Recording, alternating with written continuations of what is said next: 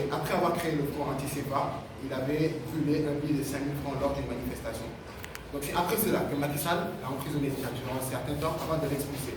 Donc nous disons que c'est de par cette expulsion-là aujourd'hui que les autres pays se permettent aujourd'hui, les autres pays africains bien sûr, ils se permettent d'arrêter Kémy Séba et de l'expulser à tour de rôle.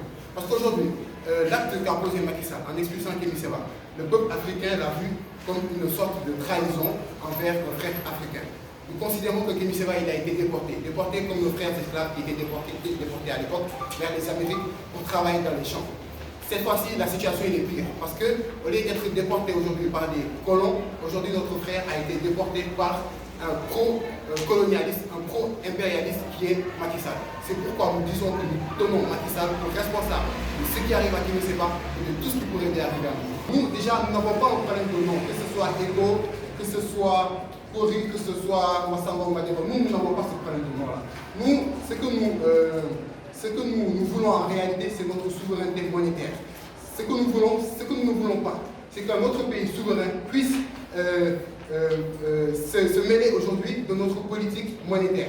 C'est pourquoi nous disons que, c'est pourquoi dès le début de nos manifestations, nous avons toujours réclamé que la France arrête de fabriquer notre monnaie, que nos réserves de change ne soient plus versées au trésor français, aussi, notre point exactement, et aussi qu'il n'y ait plus, que la monnaie ne soit plus arrimée à l'euro avec un taux de parité fixe.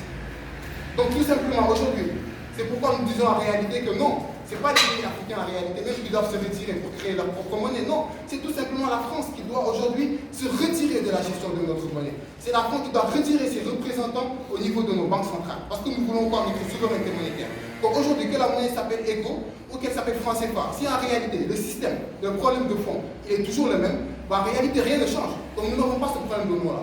Ce dont nous avons un problème, c'est qu'un autre État puisse gérer notre monnaie, que ce soit la France, que ce soit les États-Unis, nous n'avons pas de problème avec la France. Ce que nous voulons, c'est notre souveraineté monétaire. La responsabilité de nos dirigeants, elle est très simple. Nous leur demandons tout simplement de prendre la responsabilité et de quitter aujourd'hui ces relations avec la France, ces relations qui ne sont pas du tout équitables. Nous leur demandons de demander aux bases militaires françaises de partir et que notre pays puisse être géré par elle-même et pour elle-même. Donc c'est très simple à ce niveau-là. Mais nous avons constaté que malgré nos différentes mobilisations depuis tant d'années, parce qu'en réalité, nous, nos chefs d'État, nous avons toujours été dans cette logique-là de leur donner du courage, parce que nous savons qu'ils manquent de courage politique aujourd'hui. Aujourd'hui, ils n'ont pas le courage de rompre les liens avec la France. C'est pourquoi nous avons tout fait pour leur donner ce courage. Nous avons fait de telle sorte que ce débat sur le franc CFA, sur l'impérialisme de façon générale, soit une question, une volonté populaire. Mais malgré toutes nos mobilisations, ils continuent toujours aujourd'hui à faire la sourde oreille et voilà, ils préfèrent aujourd'hui lécher les bottes à la France-Afrique et ne se préoccupent pas vraiment de nos aspirations. C'est pourquoi nous disons que si eux ne prennent pas la responsabilité, bah nous allons prendre les nôtres. Et d'ailleurs, vous avez vu que ces dernières années, nous avons su prendre nos responsabilités. C'est pourquoi la question du franc CFA et de l'impérialisme français a plus que jamais pris de l'ampleur durant ces deux dernières années-là. Donc nous allons su prendre nos responsabilités. Et nous allons continuer à prendre nos responsabilités. Je vais un peu revenir sur nos perspectives, j'en profite et je vais certainement répondre à d'autres questions, parce que ça va toujours dans le cadre de notre responsabilité. Donc en 2020, nous comptons toujours rester dans cette phase-là, parce que tout à l'heure, il y a un frère qui a dit que nous avons utilisé cette démarche-là, mais les choses n'ont pas vraiment évolué. Par ça, il faut vraiment ne pas être informé aujourd'hui des actions que nous avons mises en œuvre pour dire que les actions n'ont pas évolué. Parce que si aujourd'hui, durant ces 2 dernières années-là, les débats, nous avons pu imposer notre question, notre agenda sur l'agenda international, bah, et que tous ces débats-là ont pu être posés, bah, il faudrait remercier aujourd'hui Urgence panafricaniste et les autres mouvements de la société civile. Parce que c'est nous, en réalité, grâce à notre démarche, que nous avons su imposer notre question. Donc pour revenir à nous sur nos perspectives, nous allons continuer toujours les démarches dans lesquelles nous avons toujours été. Nous allons continuer à faire des mobilisations à l'international, simultanées, dans tous les pays d'Afrique et de la diaspora. Nous allons continuer avec les actes qu'on a pu poser précédemment. Nous avons eu à faire des violences, on va dire violences symboliques, avec la brûlure du billet de 5 000 francs. Parce que c'est des actes aujourd'hui qui nous ont permis aujourd'hui de populariser notre combat. Donc nous allons continuer dans cette violence symbolique-là, nous allons continuer dans la démarche dans laquelle on était au préalable, mais également nous allons aujourd'hui venir avec de nouvelles démarches. Parce qu'en 2020, en réalité, nous allons durcir le ton. Parce que si aujourd'hui, nos dirigeants, ils font semblant de ne pas nous entendre, ou bien ils ne parlent pas le même langage que nous. Nous, à un moment donné, il faudrait qu'on soit capable de parler leur propre langage. Parler leur propre langage, on ne va pas exactement rentrer dans les détails aujourd'hui, mais au fur et à mesure, les actions que nous allons poser, vous serez tenus au courant. Mais nous mettons en garde également toutes les structures d'intérêt français. Parce que nous allons faire des descentes sur le terrain. Et il y a des zones très stratégiques et très sensibles qui seront visées. Donc, le moment opportun, vous serez sensibilisés sur cette question-là. Si on attend du discours de Macky Sall, je ne vais pas m'attarder sur ce sujet. En réalité, nous n'attendons rien de positif sur le discours de Macky Sall. Comme on le fait à l'ADI, nous n'attendons rien de positif. Donc, je ne vais pas m'attarder sur cette question. L'arrestation de Guy Marius Sagna. Aujourd'hui, Guy Marius Sagna et nos autres camarades qui étaient arrestés, en réalité, tout ce qu'on peut leur reprocher aujourd'hui, c'est de sortir, d'avoir manifesté pacifiquement. Parce que tout le monde a vu qu'ils n'étaient pas armés. Ils n'ont rien de violent. Ils ont toujours manifesté pacifiquement. Nous avons toujours été dans cette logique-là de manifestation pacifique, de non-violence. C'est ce que nous avons toujours prôné. Nous n'avons jamais prôné la violence. Ils ont manifesté pacifiquement devant les grilles du palais, mais ils ont été arrêtés. Nous avons vu il y a quelque temps des partisans de Aliou Sall et d'autres acteurs aujourd'hui, des étudiants de l'APR, qui sont allés manifester devant les grilles du palais, mais ils n'ont pas été arrêtés, ils n'ont pas été réprimés, ils n'ont pas été emprisonnés. Alors c'est quoi le problème? Alors le problème c'est tout simplement que Guy Marius Sagna et nos autres camarades, ils dérangent le système. Parce qu'aujourd'hui ils posent des questions qui vraiment dérangent aujourd'hui le système impérialiste.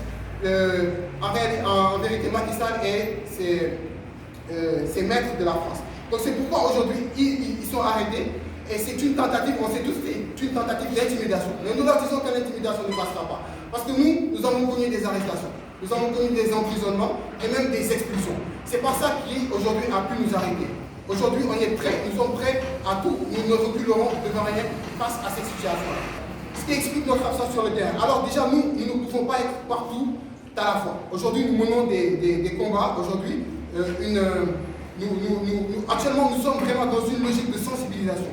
Parce que le combat que nous sommes en train de mener actuellement, c'est une révolution. Et une révolution, elle ne se mène pas sur 2 ans, elle ne se mène pas sur 3 ans, sur 5 ans. C'est un processus aujourd'hui qui demande plusieurs étapes. L'étape principale de la révolution, c'est la sensibilisation. Parce qu'aujourd'hui, il faudrait que nos populations soient sensibilisées sur les questions pour que, au moment opportun, elles puissent vraiment sortir pour se manifester. Vous voyez souvent à nos manifestations, surtout à nos débuts, on était très peu, il n'y avait que nous, on était une 50aine de personnes. Mais aujourd'hui, vous voyez avec le temps, on a pu manifester dans plus de 40 pays, on a fait des manifestations simultanées où il y avait des milliers de gens. Donc on est vraiment dans cette logique de sensibilisation-là. En même temps, nous, si vous voyez bien, depuis la création de notre organisation, nous avons toujours été dans une logique, nous avons toujours prôné une certaine idéologie. Du coup, nous n'avons pas...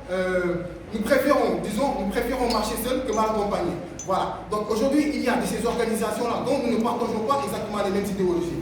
N'empêche, aujourd'hui, pour des combats, des causes, comme l'augmentation par exemple du coût de l'électricité, nos idées se rejoignent. Et c'est pourquoi d'ailleurs, nous ne faisons pas partie officiellement de ces organisations-là, mais nous sommes présents dans ces manifestations-là, avec le peuple sénégalais, pour les soutenir. D'ailleurs, nous avons eu à faire des différentes interviews dans ces manifestations-là. C'est déjà fait. Nous avons déjà des avocats qui nous défendent lorsqu'il y a une arrestation entre nous.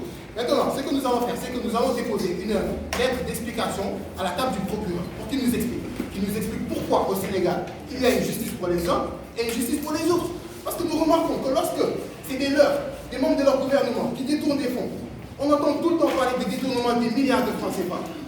Mais en réalité, c'est des dossiers qui sont sans suite parce que ces gens-là, ils ne sont pas poursuivis.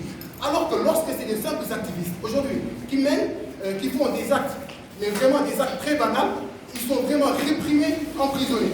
Donc nous n'accepterons pas aujourd'hui qu'il y ait cette injustice-là dans notre pays. Parce qu'il y a une justice vraiment pour les uns, une justice pour les autres. Donc nous allons déposer une lettre sur sa table qui explique aux Sénégalais pourquoi cette injustice-là au Sénégal. En même temps, nous allons descendre sur le terrain. Parce que nous ne comptons pas nous arrêter là. Aujourd'hui, il y a des zones qui nous